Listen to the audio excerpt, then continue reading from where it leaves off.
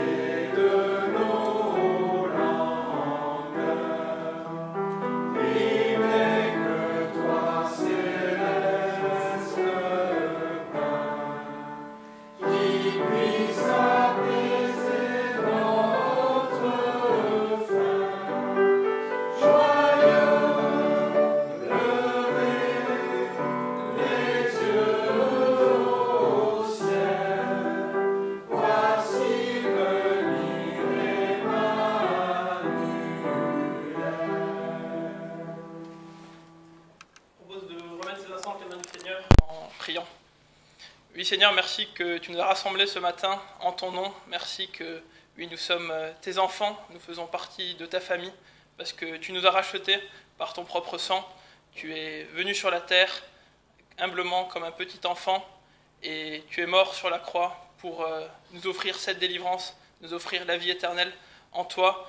Et merci que oui, tu vis en nous par ton esprit et que nous avons cette merveilleuse espérance de ton prochain retour. Merci que oui, bientôt nous te verrons face à face, nous irons à ta rencontre dans les nuées et nous serons pour toujours avec toi Seigneur. Nous te verrons face à face et nous pourrons te chanter un cantique éternellement, nous pourrons t'adorer pour l'éternité. Alors Seigneur, merci que tu es parmi nous ce matin, merci que tu es parmi nous et que toute chose puisse être à ta gloire Seigneur, et ouvre nos cœurs, nos oreilles pour vraiment écouter ce que tu veux nous dire et qu'on puisse toujours mieux te connaître, toujours mieux t'aimer et toujours mieux te glorifier dans nos vies. Sois loué, sois béni, Seigneur Jésus. Amen. Donc on va prendre un deuxième chant, le numéro 145, plein d'espoir, levons la tête. Et donc dans notre monde autour de nous, c'est un peu plutôt pas d'espoir, baissons la tête, mais en Jésus, on peut dire plein d'espoir, levons la tête, et ça va être un peu le thème de la pensée tout à l'heure. Et cet espoir en Jésus, il nous laisse pas stériles. Dans la deuxième strophe, dans la troisième strophe, il est dit « L'espérance du royaume ne nous laisse point confus ».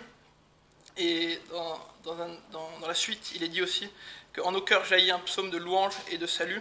Et à un autre moment, il est dit « Et soyons de bons soldats ». Donc cette espérance, c'est quelque chose qui doit nous laisser, qui doit nous rendre actifs pour le Seigneur Jésus, comme des bons soldats, et aussi à le louer. Et donc voilà, cette espérance ne nous laisse point confus. Et on peut prendre ce deuxième chant, plein d'espoir, levons la tête. 145.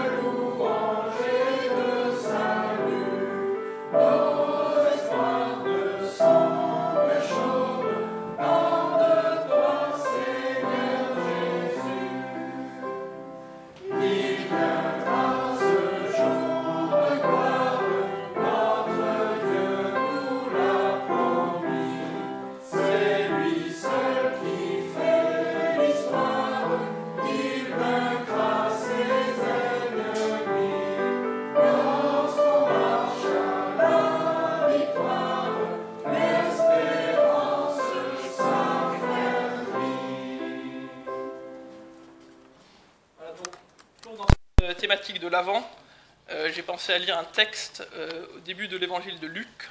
Donc on va prendre nos Bibles en Luc chapitre 2, les versets 25 à 38. Luc chapitre 2, les versets 25 à 38. Donc je commence à lire. Il y avait à Jérusalem un homme qui s'appelait Siméon. Cet homme était juste et pieux.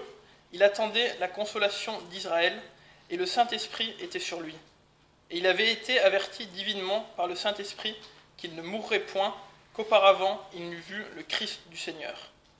Il vint au temple par l'Esprit, et comme le Père et la Mère apportaient le petit enfant Jésus pour faire à son égard ce qui était en usage selon la loi, il le prit entre ses bras et bénit Dieu et dit : « Seigneur, tu laisses maintenant aller ton serviteur en paix, selon ta parole, car mes yeux ont vu ton salut, que tu as préparé à la face de tous les peuples, la lumière qui doit éclairer les nations, et la gloire de ton peuple d'Israël. » Et Joseph et sa mère étaient dans l'admiration des choses qu'on disait de lui. Et Siméon les bénit, et dit à Marie sa mère : « Voici cet enfant est mis pour la chute et le relèvement de plusieurs en Israël, et pour être en but à la contradiction, en sorte que les pensées du cœur de plusieurs seront découvertes, et pour toi une épée te transpercera l'âme. » Il y avait aussi Anne, la prophétesse, fille de Phanuel, de la tribu d'Asser. Elle était fort avancée en âge, et elle avait vécu avec son mari 7 ans depuis sa virginité. Elle était veuve, âgée d'environ 84 ans, et elle ne sortait point du temple, servant Dieu nuit et jour, en jeûne et en prière. Étant survenue à cette heure, elle louait aussi le Seigneur, et elle parlait de Jésus à tous ceux de Jérusalem qui attendaient la délivrance d'Israël.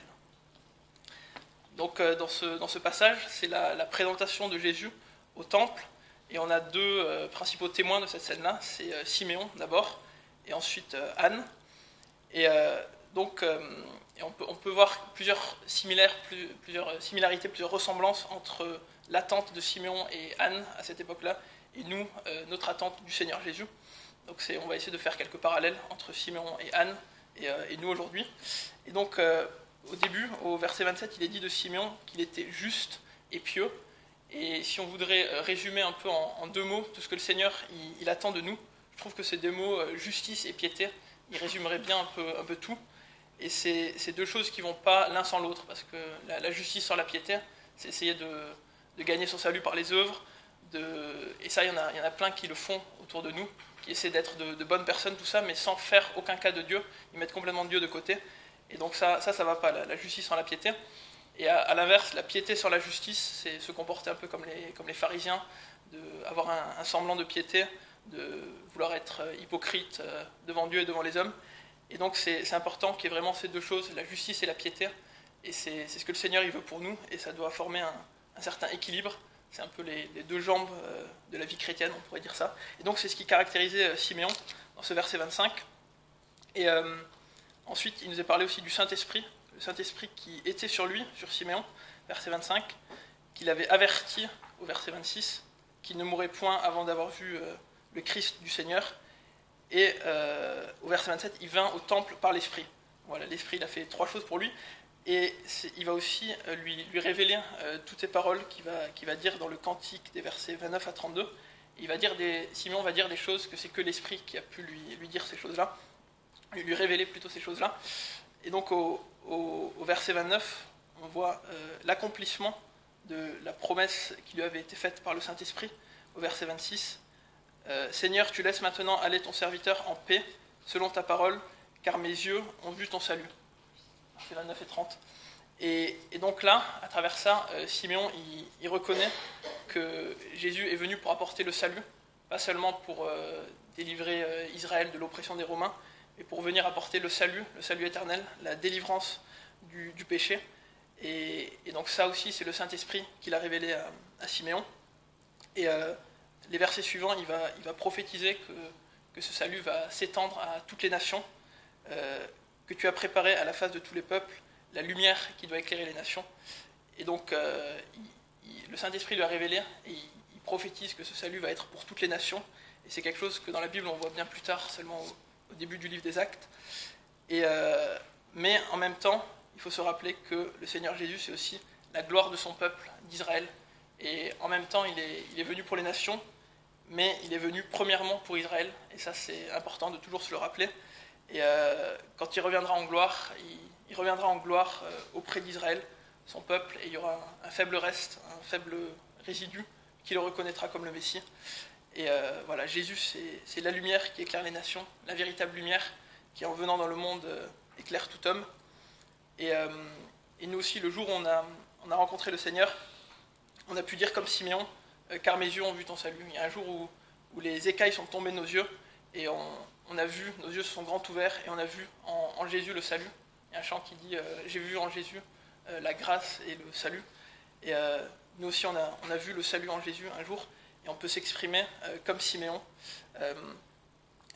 plein de paix, qu'on n'a pas peur de la mort, parce qu'on a cette assurance éternelle, on a cette assurance de la vie éternelle en Jésus, et on peut s'exprimer dans la même confiance, dans la même paix que Siméon, verset 29. Seigneur, tu laisses maintenant aller ton serviteur en paix, selon ta parole. Et dans cette histoire, il y a aussi un deuxième personnage, c'est Anne. Et Anne, au verset 36, il nous est dit, elle était fort avancée en âge.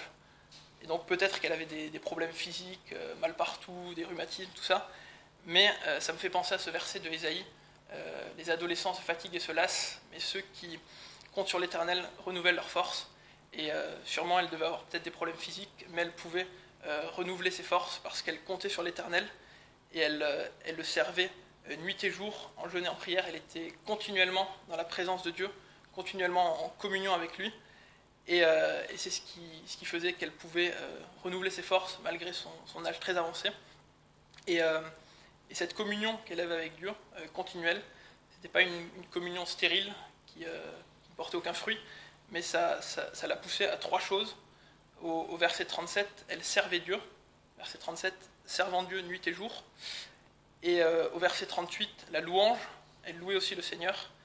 Et au verset 8-38 toujours, dans le même verset, elle parlait de Jésus à tous ceux de Jérusalem qui attendaient la délivrance d'Israël. Donc ces trois choses, le service, la louange et le témoignage. Et donc, comme je disais en introduction avant le premier chant, nous on est dans l'avant, la deuxième venue du Seigneur Jésus. Et comme Siméon et Anne étaient dans l'avant, la première venue du Seigneur Jésus, et pendant ce temps d'attente, nous à notre époque, comme eux à leur époque, le Seigneur il attend plusieurs choses de nous pendant ce temps d'attente. C'est, comme j'avais dit au début, pour Siméon, vivre dans la justice et la piété, et comme Anne, le servir, le louer et témoigner pour lui. Et donc voilà, Jésus revient bientôt, et soyons trouvés comme des ouvriers fidèles à l'œuvre, et bientôt Jésus revient, et nous pourrons aller avec lui au ciel pour l'éternité. Gloire à Dieu. Et donc justement, à ce propos, on va chanter un chant assez court. Je sais qu'un jour, mes yeux verront Jésus, le numéro 149. Et comme Siméon a vu le salut en Jésus, nous aussi on a vu le salut en Jésus, et un jour, on verra Jésus face à face. Donc on va chanter le numéro 149, Je sais qu'un jour.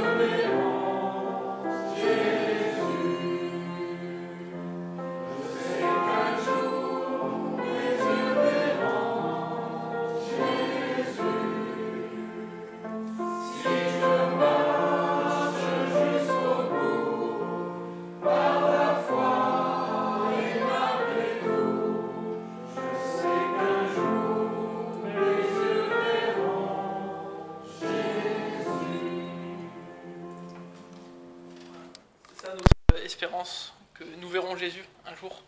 Et voilà, j'avais lu une fois dans un livre que quand on parle du ciel à des gens, des fois ils s'imaginent juste un endroit magnifique, tout ça. Mais pour nous chrétiens, premièrement, c'est déjà la présence de Jésus. Et c'est ça le ciel. Premièrement, déjà la présence de Jésus, et c'est ça le plus beau, avant toute chose, avant que ce soit un endroit merveilleux. C'est la présence de Jésus, de voir Jésus, c'est ça qui est magnifique. Donc on a le verset du mois qui va s'afficher. Je vais demander à Noah de le lire, par exemple. Pour changer un peu. Ouais. Car un enfant nous est né, un fils nous est donné, et l'empire est mis sur son épaule. On l'appellera l'admirable, le conseiller, le Dieu fort, le Père d'éternité, le prince de la vie. Amen. Amen. Voilà tous les beaux noms du Seigneur Jésus. Et on peut se lever pour le chanter.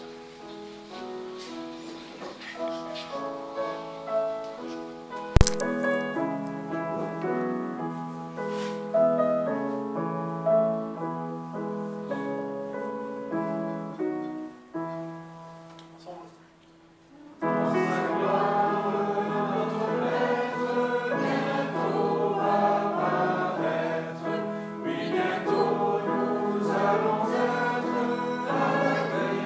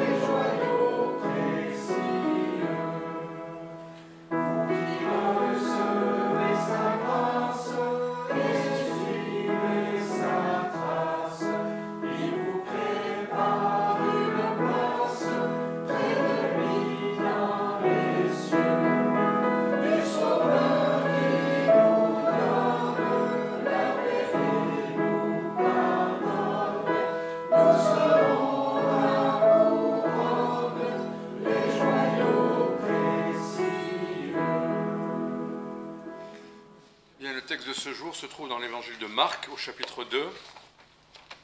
Marc, chapitre 2. Et je vais prier, puis ensuite on lira le texte.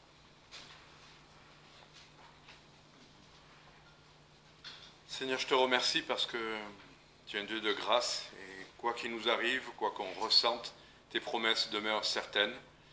Et Seigneur, qu'on voit, qu'on aperçoive, qu'on ressente ou pas, ce que tu as dit s'accomplira. Et nous voulons, Seigneur, saisir par la foi ce que tu as à nous dire en ce jour, tes précieuses promesses par lesquelles nous pouvons vivre, te voir, t'aimer, te servir, te glorifier comme ça a été dit. Au nom de Jésus-Christ. Amen. Donc, on va lire du verset 1 jusqu'au verset 13. Quelques jours après, Jésus revint à Capernaum, et on entendit dire qu'il était dans la maison. Et aussitôt, tant de gens s'y assemblèrent que même l'espace qui était devant la porte ne pouvait les contenir, et il leur annonçait la parole de Dieu. Alors, il vint à lui des gens qui lui présentèrent un paralytique porté par 4 hommes. Mais ne pouvant approcher de lui à cause de la foule, ils découvrirent le toit de la maison où il était, et l'ayant percé, ils descendirent le lit où le paralytique était couché. Alors Jésus, voyant leur foi, dit au paralytique, « Mon fils, tes péchés te sont pardonnés. » Et quelques scribes, qui étaient assis là, raisonnaient ainsi en leur cœur, « Pourquoi cet homme prononce-t-il ainsi des blasphèmes? Qui peut pardonner les péchés que Dieu seul ?» Et Jésus, ayant connu aussitôt par son esprit qu'ils raisonnaient ainsi en eux-mêmes, leur dit, « Pourquoi avez-vous ces pensées dans vos cœurs? Lequel est le plus aisé? De dire à ce paralytique, tes péchés te sont pardonnés, ou de lui dire, lève-toi et prends ton lit et marche? Or, afin que vous sachiez que le Fils de l'homme a sur la terre le pouvoir de pardonner les péchés, il dit au paralytique, je te le dis, lève-toi et prends ton lit et t'en vas en ta maison. Et aussitôt, il se leva, et s'étant chargé de son lit, il sortit, en la présence de tout le monde, de sorte qu'ils furent tous dans l'étonnement, et qu'ils glorifièrent Dieu, disant, « Nous ne vîmes jamais rien de pareil. » Alors Jésus retourna du côté de la mer, et tout le peuple venait à lui, et il les enseignait. On connaît bien cette histoire, mais à cette lecture, déjà, avez-vous remarqué quelque chose de spécial, quelque chose qui vous a marqué, un détail peut-être, ou vraiment une vérité fondamentale? Allez-y, profitez, après je vous dirai ce que moi j'ai remarqué. Est-ce qu'il y a quelque chose qui vous a marqué, frappé, touché, ou pour l'instant on est juste dans la lecture et on attend le message? Jésus parle des péchés. Jésus parle des péchés, d'accord, alors que c'était un paralytique. Ok. Hein? Il est question de la foi, oui. Il dit les péchés sont pardonnés, alors que il n'est pas passé par la croix. Oui. Ok. Le paralytique avait besoin de ses 4 amis. Bon, d'ailleurs, j'aime bien, parce que on voit et on entend des choses qui ne sont pas littéralement écrites. On va y revenir. Mais à force d'entendre des choses sur la question, on s'est fait toute une histoire qui n'est pas, dans certains détails, exactement ce qui est écrit. Mathilde.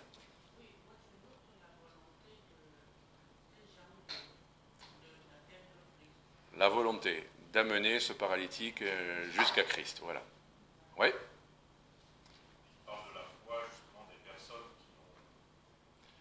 Jésus relève la foi de ceux qui l'ont amené. Oui, c'est frappant ça. Il y a aussi que les scribes blasphémaient alors qu'ils n'ont encore rien dit. Ils blasphèment dans leur esprit. Non, c'est pas eux qui blasphèment, ils disent que Jésus blasphème. Enfin, Ah oui, pardon. c'est pas grave, pas de souci. Enfin, on va, allez, une dernière, hein, après, parce que sinon... Jésus qui lit, qui entend ce qu'il y a dans leur cœur, dans leur pensée. Donc, voilà. Donc là, on a essayé de faire ressortir les leçons les plus importantes, la foi. On a relevé des choses qui intriguent un tout petit peu, parce que ça surprend quand même que la première chose que Jésus dit, c'est « tes péchés sont pardonnés », alors qu'il est venu a priori juste pour être guéri, enfin, peut-être pas seulement, on ne sait pas pourquoi exactement il est venu, mais en tout cas, il est venu en tant que paralytique. Enfin, on pourrait dire plein de choses, et je vais vous en dire plusieurs. Donc, certaines qui coïncident avec ce que vous avez dit, d'autres qui vont peut-être s'en démarquer un tout petit peu. Mais en tout cas, verset 5, qu'est-ce que Jésus, lui, a remarqué? Jésus, voyant leur foi. Donc, effectivement, ce que Jésus a remarqué dans cet événement, parce que c'est une histoire, il s'est passé quelque chose, c'est leur foi. Pas la foi du paralytique, c'est leur foi. D'ailleurs, on verra qui est leur. C'est pour ça que je disais ça tout à l'heure. J'ai une petite surprise, parce que j'ai jamais vu ça avant aujourd'hui. Donc, moi, ce que j'ai remarqué, ce qui m'a arrêté sur ce texte, c'est un détail pratique. Oui, ils sont montés, ils ont vu le toit, ils sont montés, mais maintenant, mettez-vous dans le contexte. Vous êtes le propriétaire de la maison. Vous avez tout ce monde qui est chez vous. Il y a un monde de fous dehors. Alors, déjà, il accueille tout le monde, donc il est quand même... Mais il y a quelqu'un qui va faire un trou dans votre toit. Vous êtes là, rassemblés, et imaginez que d'un coup, il y a quelqu'un qui commence à... Vous voyez, en plein enseignement de Jésus, où il y a des choses qui commencent à tomber, et pas juste quelques petits cailloux. Ils ont fait descendre un homme sur son lit. Ils n'ont pas fait un petit trou pour regarder ou pour laisser passer la lumière. Ils ont défoncé son toit. Imaginez la taille d'un trou pour qu'un homme traverse de là jusqu'en bas, qu'on le descende. Aucun détail sur la réaction du propriétaire. On n'en sait rien.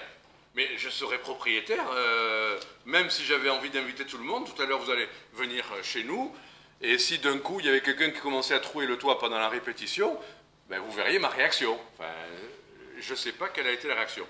C'est juste ce petit détail-là, de réfléchir à cet événement-là, quoi. Ils ont défoncé son toit. Alors, on va venir, ce n'est pas juste un détail pratique, juste amusant, c'est aussi quelque chose qui révèle leur volonté, comme l'a dit Mathilde, à amener Christ jusque-là. On verra, on va le détailler. Mais je me suis posé la question aussi, tiens, est-ce qu'on a des détails de qui est le propriétaire? Est-ce qu'on sait ou c'est juste un petit détail? C'est pas rien en fait. Parce que si vous regardez au verset 1, il est écrit, on entendit dire qu'il était dans la maison. C'est une drôle d'expression, la maison, comme si tout le monde, c'était évident pour tout le monde, c'est quoi cette maison? Il n'a pas dit dans une maison, ou il n'a pas dit chez une telle, ou chez... Souvent on voit chez Marthe et Marie, ou... Là, c'est la maison. Donc l'expression révèle que c'est une maison bien particulière. Alors je me suis dit, je vais regarder, je vais faire ma petite enquête, c'est quoi? Pourquoi il dit la maison? Enfin, pourquoi... Alors on voit verset 1 que c'est à Capernaum. Alors on sait un peu quand on connaît la Bible qui habite à Capernaum, mais on revient un tout petit peu en arrière. Vous allez voir cette maison, elle est déjà là depuis un petit moment. Chapitre 1, verset 16. Or, Jésus, comme il marchait le long de la mer de Galilée, il vit Simon et André son frère qui jetaient leurs filets dans la mer car ils étaient pêcheurs. Et il leur dit, suivez-moi. On va un peu plus loin, verset 28. Sa réputation se répandit aussitôt par toute la contrée des environs de la Galilée. Aussitôt après, étant sortis de la synagogue, ils vinrent avec Jacques et Jean dans la maison de Simon et d'André. Et même si on continue verset 30, la belle-mère de Simon était au lit, malade de la fièvre. Aussitôt, ils lui parlèrent d'elle. Et donc, après, Jésus va amener les disciples ailleurs, dans le pourtour de la Galilée.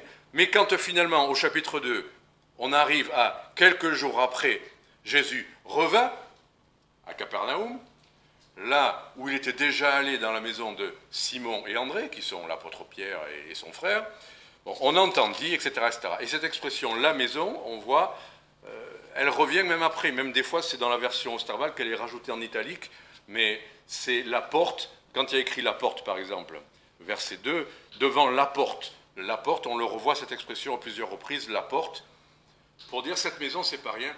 Voilà, c'était juste un petit détail, ça n'a aucun rapport avec le message, mais ça nous pose un peu mieux l'histoire quand on connaît ben voilà, la maison, c'est probablement la maison de l'apôtre Pierre, de Simon. Petit détail intéressant, toute la famille habitait là. À l'époque, ça se faisait. lui et son frère habitent là, mais ça veut dire aussi leurs épouses habitent là, ça veut dire leurs enfants habitent là, et ça veut dire aussi la belle-mère habite là. Ça veut dire qu'à l'époque, une maison, c'était une maison familiale élargie. Aujourd'hui, ça se fait très peu, de moins en moins. Au mieux, parfois, on prend une personne de la famille pour raison de santé, mais à l'époque, c'était une évidence. Malade ou pas malade, c'était tout le monde ensemble, c'était une grande maison familiale. Les agriculteurs le vivent plus facilement, mais n'empêche, c'était comme ça à l'époque. Maintenant, tout ça, c'est des détails pour poser la leçon. Qu'est-ce que Jésus a remarqué? C'est la foi, et on en revient à l'histoire, la foi. Alors, je ne vais pas plus loin, je vais dire la foi en action de certains. On va voir qui ils sont. Après, on va voir une foi qui a été bien placée, puisqu'il est question de la foi, parce qu'on peut avoir la foi en plein de choses. Il y a des gens qui ont la foi pour des choses complètement erronées. On va voir qu'une foi, là, est bien placée. Et on va voir aussi dans cette histoire, ça a été un peu abordé, l'obstacle qu'il y a à la foi. Parce que là, on va parler de la foi. Waouh, une foi remarquable. Et c'est le titre du message, une foi remarquable, dans le sens qu'on va remarquer. Mais on va voir que pour certains, il y a un obstacle à cette foi. La foi en action, et ça va être le premier grand point, des 4 et plus. Alors, il suffit de lire qu'est-ce qui est écrit. Pour ceux qui parlent bien français, j'ai dit, il suffit de lire, point, qu'est-ce qu'il y est écrit. Je n'ai pas dit en une phrase, voilà, je le dis pour les francs. Donc, verset 3, alors il vint à lui des gens qui lui présentèrent un paralytique porté par 4 hommes. Il n'est pas dit qu'ils sont ses amis, et il n'est pas dit même que c'est les 4 qui s'en soucient, c'est des gens qui lui présentent un paralytique porté par 4 hommes. Petit détail encore, ça montre plus que les 4 n'étaient pas nécessairement ses amis, les 4 étaient peut-être simplement des gens payés pour le faire, peut-être, j'en sais rien, mais c'est des gens d'autres que les 4 qui présentent, qui veulent que le paralytique soit au contact de Jésus. Voilà, juste pour... Vous voyez les détails qu'on se fabrique toute une histoire, là, c'est des gens d'autres, pas les 4, ou les 4 inclus, je ne vais pas dire nécessairement que c'est le contraire, mais...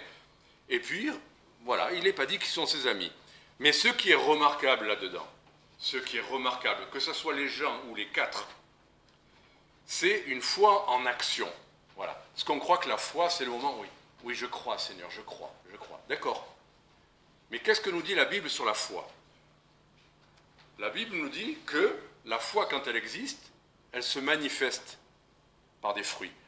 Les fruits, si vous voyez une poire, vous ne dites pas « Oh, quel beau poirier !» Vous voyez une poire. Mais qu'il y ait une poire, ça prouve bien qu'il y a eu un poirier. Il n'y a jamais de génération spontanée de poires qui apparaissent comme ça. Il faut un poirier. Donc la poire atteste de l'existence d'un poirier.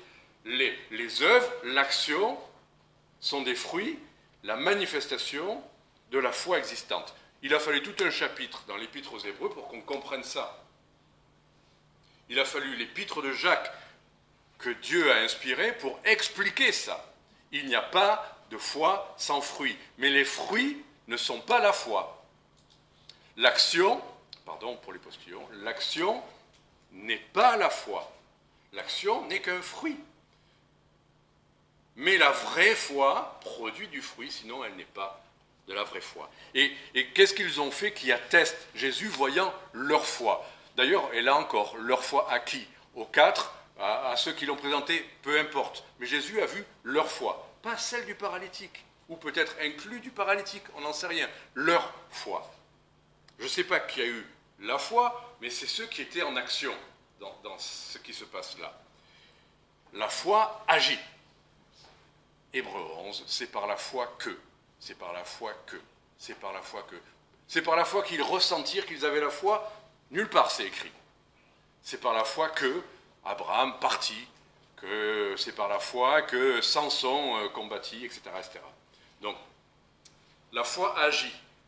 Et en l'occurrence, Jésus, je ne dis pas qu'il est admiratif, mais il a vu leur foi. Et comment il l'a vu? Parce qu'ils ont défoncé le toit. S'ils étaient restés dehors, avec toute la foi du monde pour dire il a besoin de toi, ou au paralysie, enfin, ça ne servait à rien, c'est leur action. J'ai toute une petite histoire, je ne vais pas faire longue, parce que mon épouse l'a déjà entendue, et aussi. Il fallait que la semaine dernière, j'aille au cimetière. Je vous l'ai dit, hein, je l'ai annoncé.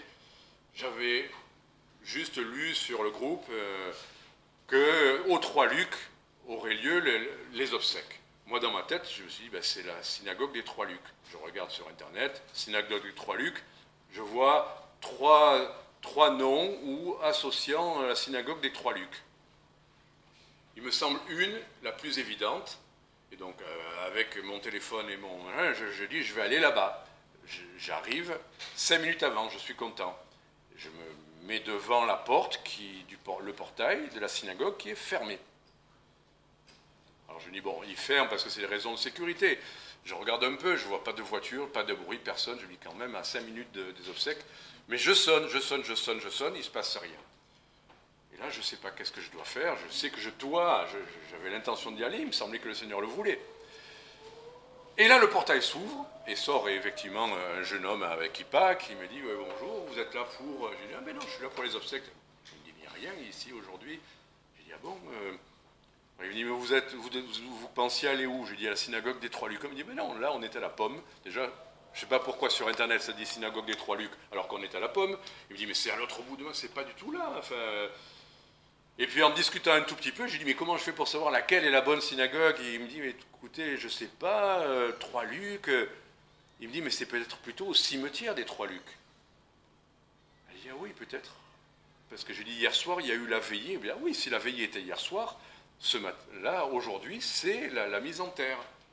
Ah, ben alors cimetière, alors on regarde vite sur le téléphone, l'heure passe, hein, je suis en retard déjà.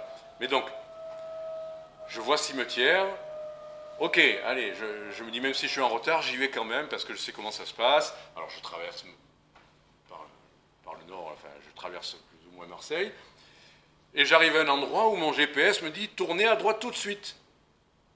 Et je vois quoi à droite? Je vois un chemin qui monte au milieu de 2 maisons. Je monte, et puis ça devient vraiment un chemin de terre. J'ai dit, mais c'est pas possible qu'il y ait un cimetière là, ou alors vraiment il est perdu dans la forêt, je sais pas. Je lui dis, non, c'est pas le cimetière, là, ça s'arrête devant les maisons. Alors je descends, je suis là dans un coin, j'arrive à faire la manœuvre quand même, et à sortir, et je me dis, peut-être que c'est un peu plus loin. Et effectivement, c'était 7 mètres plus loin qu'il y avait le chemin du cimetière. J'arrive, je roule, j'arrive au cimetière, désolé Mylène, c'est la version longue. J'arrive et je vois un parking et puis une petite porte. Il y a un parking, mais il n'y a personne. Enfin, il y a des voitures garées. Il y a un monsieur un peu bizarre qui commence à me regarder. Je suis dans un quartier que je ne connais pas. Mais je vois une petite porte d'entrée dans quelque chose qui semble être un cimetière, mais pas des gens.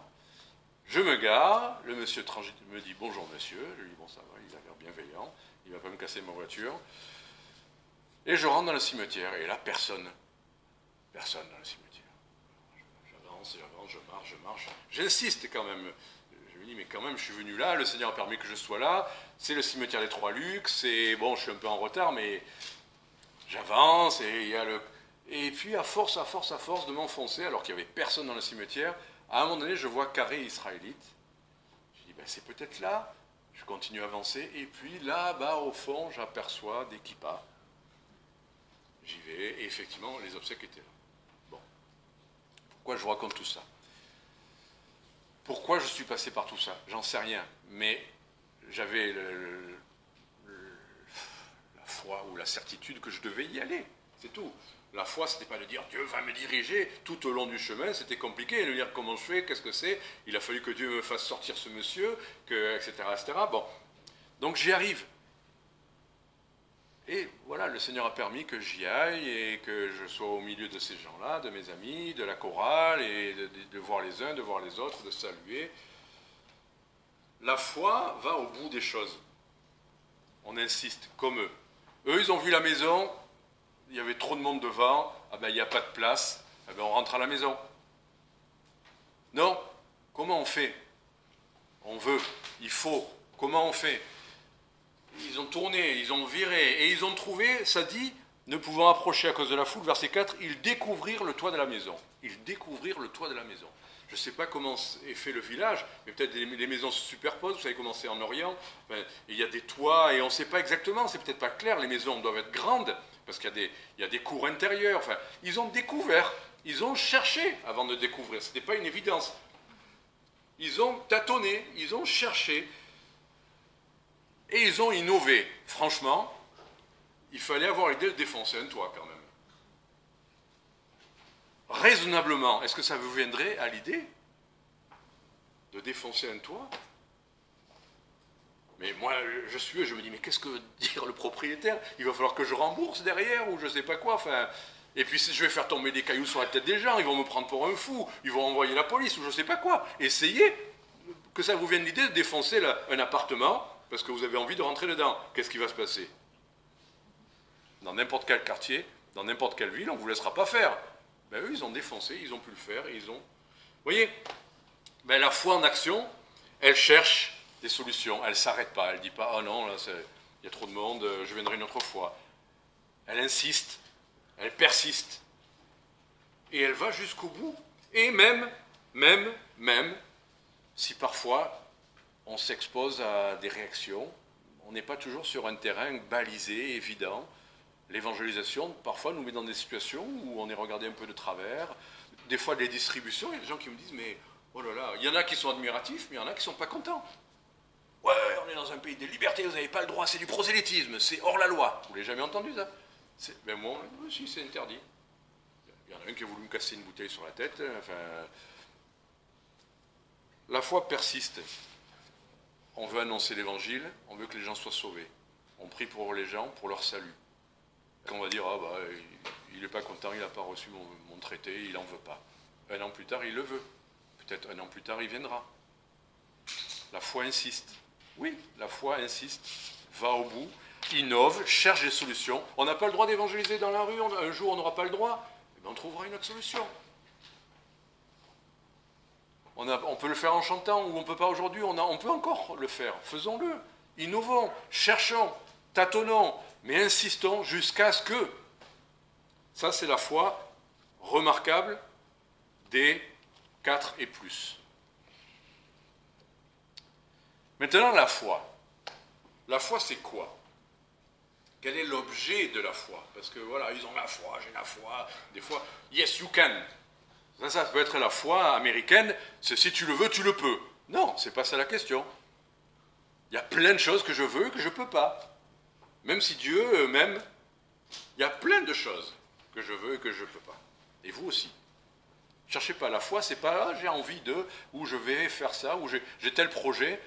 Dieu n'a rien à faire de tout ça. Et ça ne se concrétisera pas. Et ne soyez pas surpris ou déçus. Parce que la foi, c'est juste ce que Dieu veut et dans lequel nous rentrons. Et en l'occurrence, la foi, même, il y a des gens qui ont la foi dans les versets de la Bible. Mais là, Jésus n'avait rien dit qu'ils avaient déjà la foi. Oui, la foi vient de ce qu'on entend, quand ce qu'on entend vient de la parole de Christ. Mais là, qu'est-ce que Christ avait dit pour cet homme, enfin, ils avaient la foi en lui. La foi bien placée.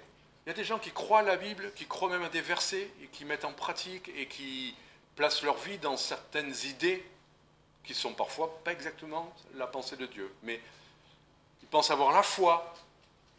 Mais c'est la foi en Christ qui sauve. Tout à l'heure, notre frère nous a lu ce verset, Siméon. J'ai vu quoi? Ton salut. Et il a vu un bébé.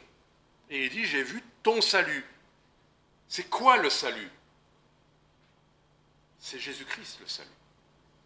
Il est appelé le Sauveur. Il ne nous donne pas le moyen seulement d'être sauvé. Il est le moyen.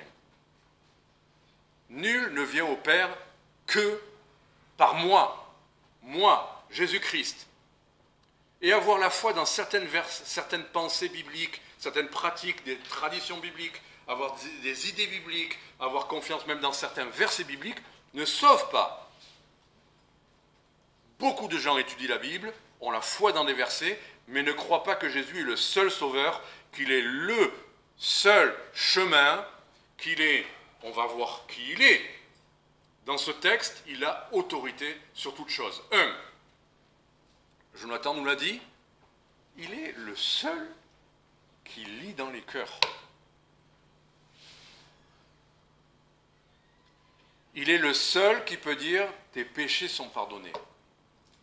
Cherchez dans tous les prophètes et tout ce que vous voulez, qui lit dans les cœurs, qui entend ce que les gens pensent. Voilà, on va y venir après. Qui dit « tes péchés sont pardonnés ».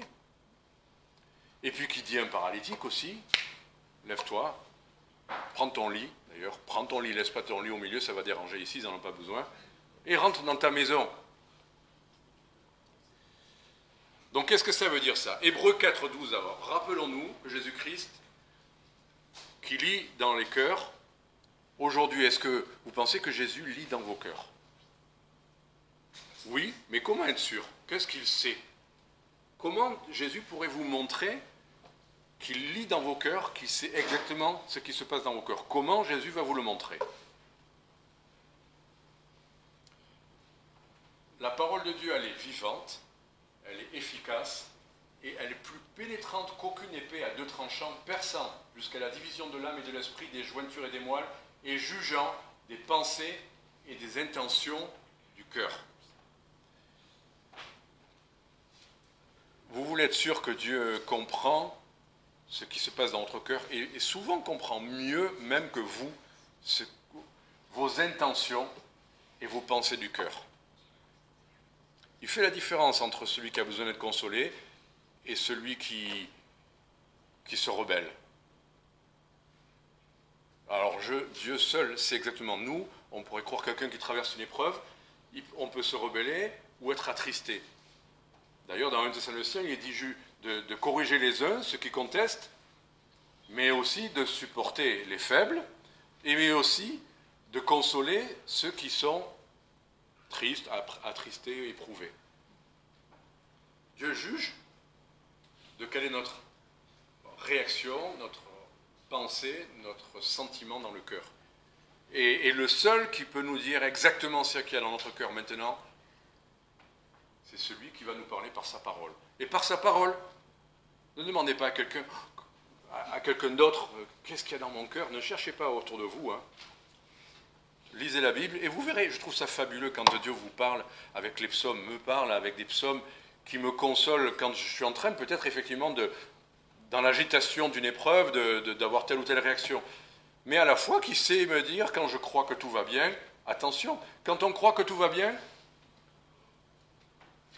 Dieu peut nous dire, arrière de moi Satan, tes pensées ne sont que des pensées humaines.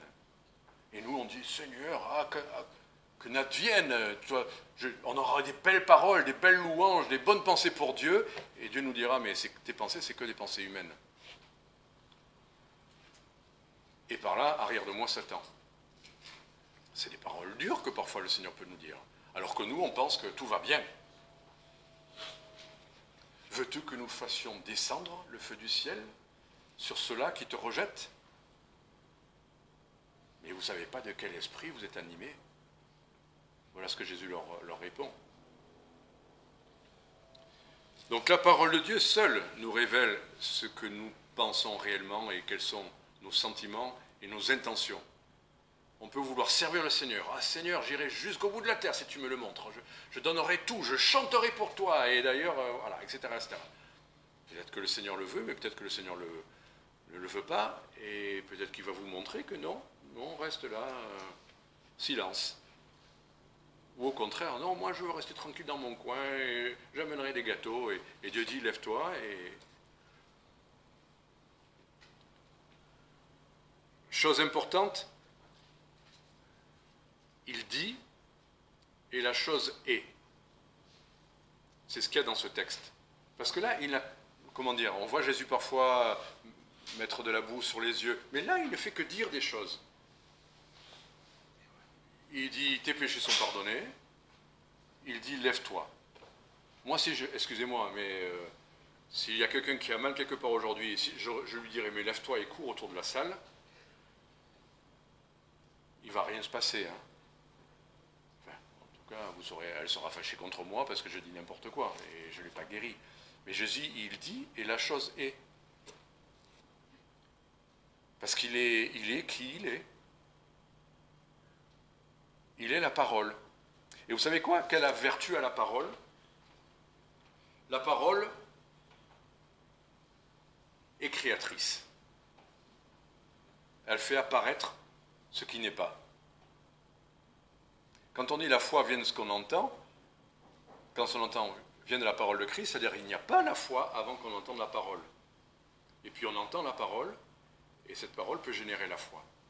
Mais cette parole créatrice, regardez dans Genèse 1, on va les lire, quelques versets d'illustration. Genèse 1, verset 1, bon on le connaît, verset 3, 6, 9 et 11. 3, 6, 9 et 11. Ça aurait été bien si ça avait été 7, parce que là on aurait eu des quoi?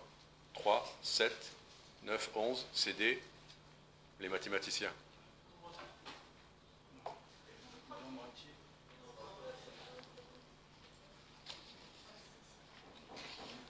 Ah non, il y a le 6 au milieu, excusez-moi, pardon, il n'y a pas le 6. Non, non. Mais justement, j'ai dit, si le 6 était un 7, si c'est 3, bon allez, peu importe. Il ne faut pas que j'aille sur le terrain des mathématiques, parce que c'est pas ma spécialité. Mais c'est pas des nombres premiers, ça? Ah non, le 9 non plus. Bon, 3, 7, 11, c'était bien. Ouais, bon, ça n'a rien à voir avec notre message. Très bien. Ok. Allez, chapitre 1, verset 3. Dieu dit que la lumière soit, et la lumière fut. C'est-à-dire que jusque-là, elle n'était pas. Verset 6. Dieu dit qu'il y ait une étendue entre les eaux et qu'elle sépare les eaux d'avec les eaux. Et l'eau apparut. Verset 7. Dieu fit l'étendue et sépara les eaux, etc., etc. Verset 9. Puis Dieu dit que les eaux, etc., etc. Et verset 11. Puis Dieu dit que la terre pose. Enfin, on a compris. La chose n'est pas, Dieu dit, et la chose est. Il n'y a que Dieu qui fait ça, qui dit et la chose est. Nous, on peut dire et après entreprendre et s'y mettre, mais Dieu dit et la chose est. Quand on lit la Bible, vous manquez de quelque chose. Vous êtes triste, vous êtes travaillé, vous n'êtes pas content. Et comment je vais m'en sortir? Puisque je n'ai pas la foi, puisque je ne suis pas... lis, et que Dieu te dise et la chose apparaît.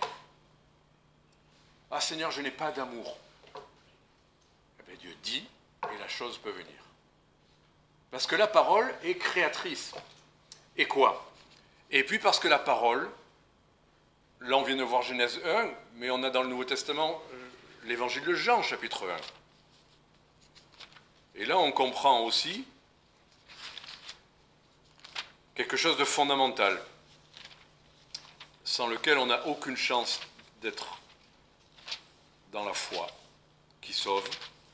Et tout est là. Au commencement, verset 1, était... cette expression au commencement, on vient de le lire, au commencement était Dieu. D'accord? Genèse 1. Et l'apôtre Jean ose reprendre cette tournure de phrase. Premier verset de la Bible, et il dit au commencement était la parole. Et la parole était avec Dieu, et la parole était Dieu. Jésus-Christ est la parole. Quand il parle, la chose est.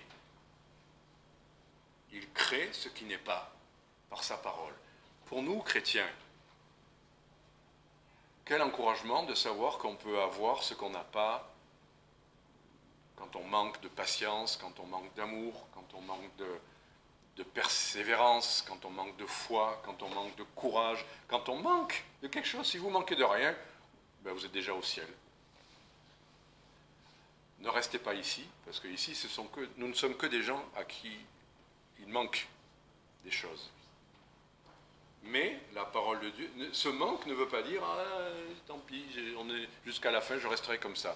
Ce manque, c'est l'occasion de le demander à Dieu et l'occasion à Dieu de le mettre en nous.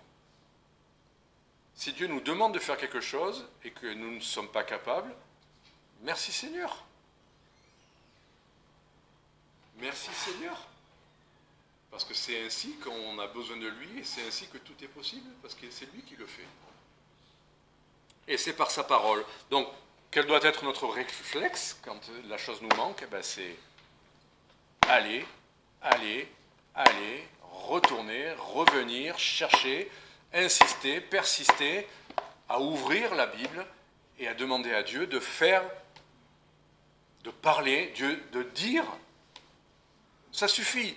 Jésus dit, et la chose est, il dit, tes péchés sont pardonnés. Qu'est-ce qu'on va répondre à ça? Ah non, Seigneur, tu sais pas, j'ai fait ça, et je ferai encore ça, et je suis comme ça. Et qu'est-ce que Dieu dit? Tes péchés sont pardonnés. Qu'est-ce qu'on répond? Oui, mais ça suffit, tes péchés sont pardonnés. Dieu dit, et la chose est. Dans les mêmes phrases, il crée les cieux et la terre sur lesquels nous marchons depuis des milliers d'années. Et elle est toujours là. Et Dieu soutient toutes choses par sa parole puissante. Il soutient encore. Donc même ce qui doute en nous, ce qui tremble en nous, ce qui s'inquiète en nous, tout ça, eh bien, doit disparaître, s'envoler à Dieu dit et la chose est. Le pardon des péchés, il l'a dit. Il lui a pas dit, tes anciens, tes péchés sont pardonnés. Et puis après, lève-toi. Tu penses que tu n'y arriveras pas, tu ne peux pas, tu n'as pas la force, tu n'es pas bien, tu n'es pas si... J'ai eu, voilà, il y a 2 jours, encore mon dos qui lâche. Bon, alors, ça recommence. Je prends un cachet, et je vois tout ce qu'on a prévu, là, on doit partir à Paris, et puis et porter la guitare, je dois aller... Eh bien, Dieu dit, et puis voilà. Je ne m'occupe pas de ça, on verra en son temps, et Dieu devra s'en occuper en son temps. Et je me lève, je prends mon lit. Voilà, enfin, c'est une image. Hein. Il est la parole, donc il est Dieu. Au commencement était la parole. Alors il y a des gens qui discutent, oui, Dieu, avec un petit d. Dans le grec, il n'y a pas de majuscule. Dans le grec, le texte de l'évangile de Jean, il n'y a pas ni majuscule ni minuscule, tout est comme ça. Regardez un texte grec, vous verrez, tout est linéaire comme ça, que ce soit Seigneur, que ce soit les noms, il n'y a pas... C'est comme ça. Donc on ne peut pas faire une distinction artificielle en disant, oui, mais là, il y a grand D, il y a petit d. C'est pas vrai. Dans le grec, ça n'est pas vrai. Et là, vous imaginez, Jean est juif, vous imaginez comme il oserait, tout à l'heure quelqu'un disait, oui, blasphème, mais là, quel blasphème de dire que Jésus-Christ, parce que la parole, un peu plus loin, il le dit que c'est Jésus-Christ. Il le dit, verset 14, Jean 1, chapitre 1, verset 14, « Et la parole a été faite chair, et elle a habité parmi nous pleine de grâce et de vérité. » La parole a été faite chair, c'est Jésus-Christ dont il est question. Au commencement était la parole, Jésus-Christ, elle était au commencement, là, bien avant que l'univers existe, elle était. Elle était avec Dieu et elle était Dieu. Je suis juif et j'ose dire ça, on a le droit de me mettre sur un bûcher, mais tout de suite, sauf si la parole est Dieu, sauf si Jésus-Christ est Dieu. Et ne discutons pas de je ne sais quel raisonnement. Il le dit, avant qu'Abraham fût, je suis. C'est le nom de Dieu. Et les gens tombent en arrière quand il est là. Quand on vient l'arrêter et qu'ils disent qui es-tu, toi, je suis. Et là, il tombe en arrière, parce qu'il emploie le nom de Dieu. Et il ne tombe pas en arrière parce que, oh, quel joli prénom.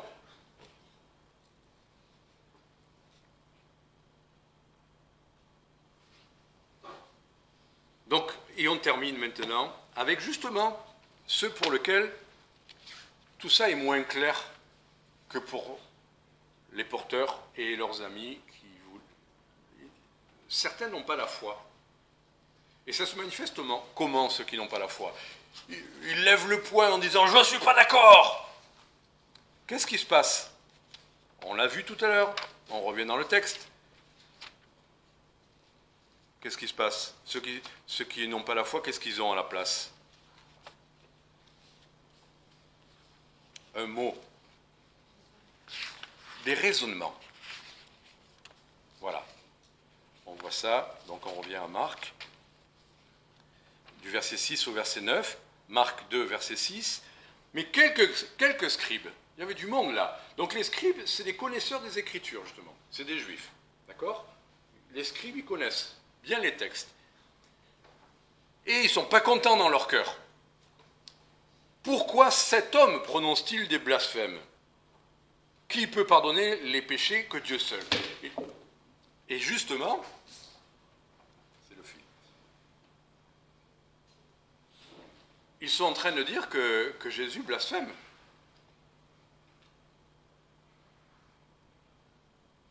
Parce qu'il n'y a que Dieu qui peut pardonner les péchés.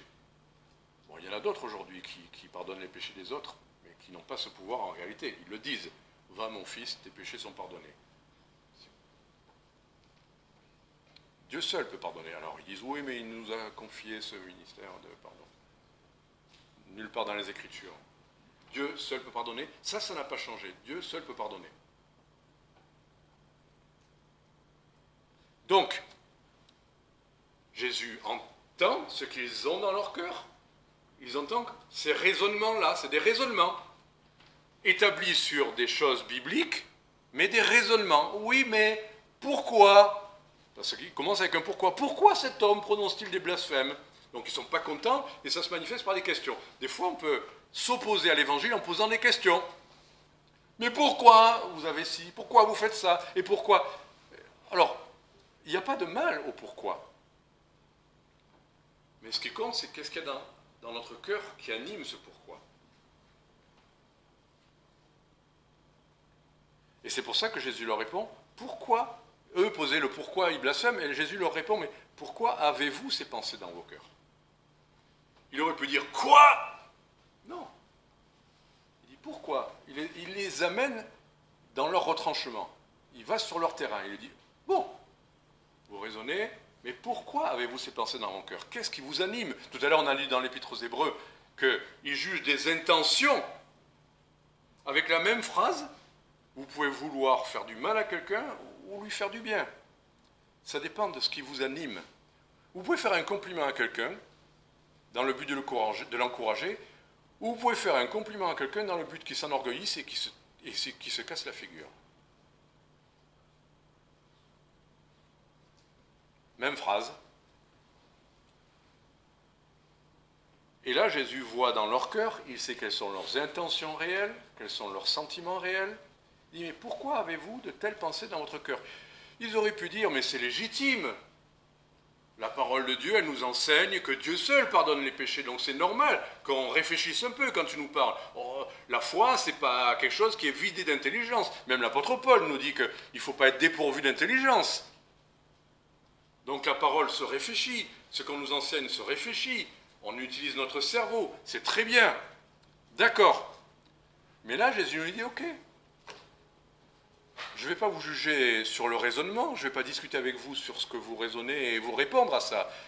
Simplement, pourquoi vous raisonnez comme ça? Demandez-vous au fond, sincèrement, qu'est-ce qui vous anime?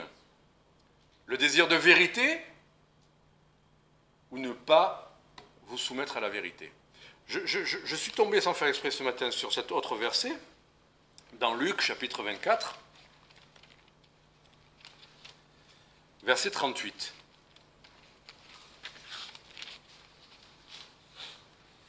Et là, c'est au moment du repas,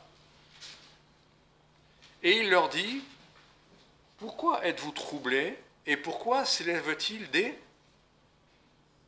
pensées contraires dans vos cœurs?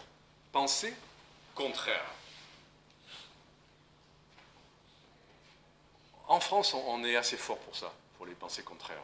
C'est-à-dire, quoi qu'il soit dit, annoncé, projeté, on a toujours le contre-pied de « oui, mais… et on trouve toujours une objection à la proposition qui a été faite, ne sera jamais la bonne, il manque toujours un détail, ou il y a toujours ça. Oui, mais si vous faites… » On a tout plein de « oui, mais » en France. On est les champions de ça, des pensées contraires. On est fort. Reconnaissons quand même. Hein? Vous qui avez d'autres origines, vous le savez ça. Mais on le sait aussi. On en est conscient et on en est fier. Mais il n'y a pas de quoi être fier. D'être toujours dans le parti de l'opposition. D'être toujours dans celui qui s'oppose, celui qui raisonne, qui argumente, qui contredit, qui… Ok, qu'est-ce qu'on est fort à ça. C'est pas bien ça, hein? Ah non, c'est pas bien. C'est un esprit rebelle, c'est ça que ça veut dire. Ce qui nous anime, c'est pas le désir de vérité ou le désir de faire bien les choses ou le désir de justice. Ce qui nous anime, c'est la rébellion. Qu'on dise blanc, qu'on dise noir, qu'on dise vert, on dira toujours le contraire. Des pensées contraires. Vous savez quoi? Par rapport à Jésus-Christ, parce qu'on peut toujours trouver à redire aux prédicateurs, à la salle, aux gens qui composent l'assemblée, etc., on peut toujours trouver à redire à tout ça. Mais à Jésus-Christ, à sa personne parfaite, à ses paroles, toujours le bon ton, toujours la vérité, jamais un mot hypocrite, jamais de flatterie, jamais de... La vérité. Qu'est-ce qu'on a à redire contre ce que Jésus-Christ dit ou ce qu'il fait? Voilà, c'est exactement ça.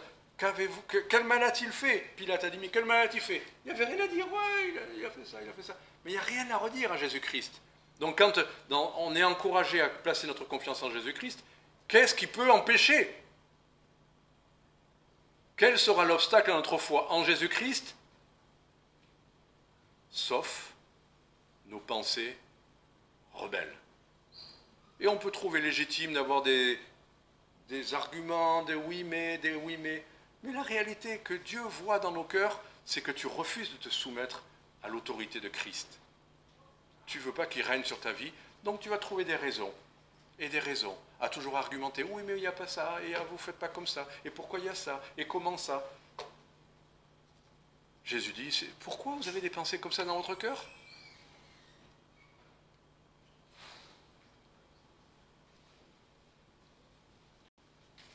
« 2 Corinthiens 10, 5.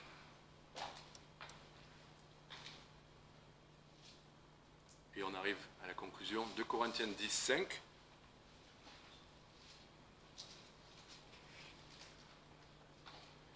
Le Seigneur est obligé de détruire les raisonnements et toute hauteur qui s'élève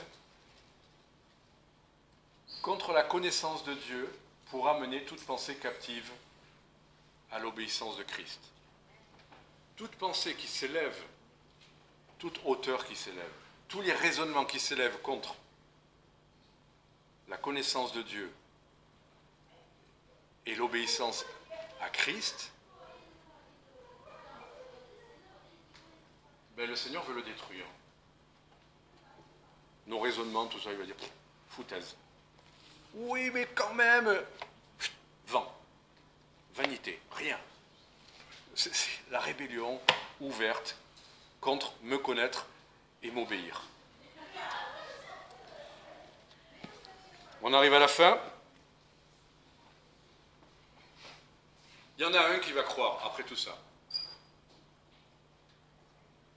Il ne manquait plus que le paralytique. Quand même, c'est lui le principal concerné, non? Le paralytique. Jésus lui dit, ben toi, voilà, après tout ce qui a été dit, pardon des péchés, la foi de ces hommes, les raisonnements humains qui se lèvent contre moi, toi, ok, toi tu veux pas croire, tu t'élèves, tant pis, pour toi. Mais toi, le paralytique, toi qui écoutes ma parole, qui est prêt à croire, toi qui es là, qui est allongé sur ton lit, ben tu sais quoi? Non seulement tes péchés sont pardonnés, mais en plus, pour me glorifier, je vais te dire, lève-toi, prends ton lit et rentre chez toi. Fin du message. Et il sait quoi? Il s'est mis à chanter un cantique, il s'est mis à distribuer des prospects. Il s'est levé, il a pris son lit et il est rentré à la maison. Qu'est-ce que le Seigneur vous a montré? Vous a dit? Possible, pas possible? S'il l'a dit, c'est possible puisqu'il crée toute chose. Lève-toi. Ah oui, mais ce lit, quand même, ça fait des années, il est quand même confortable au fond. Non, non, lève-toi et marche. Lève-toi, prends ton lit et va-t'en. Allez, que le Seigneur vous bénisse. Je demande à Jean-Claude de terminer par la prière, s'il veut bien.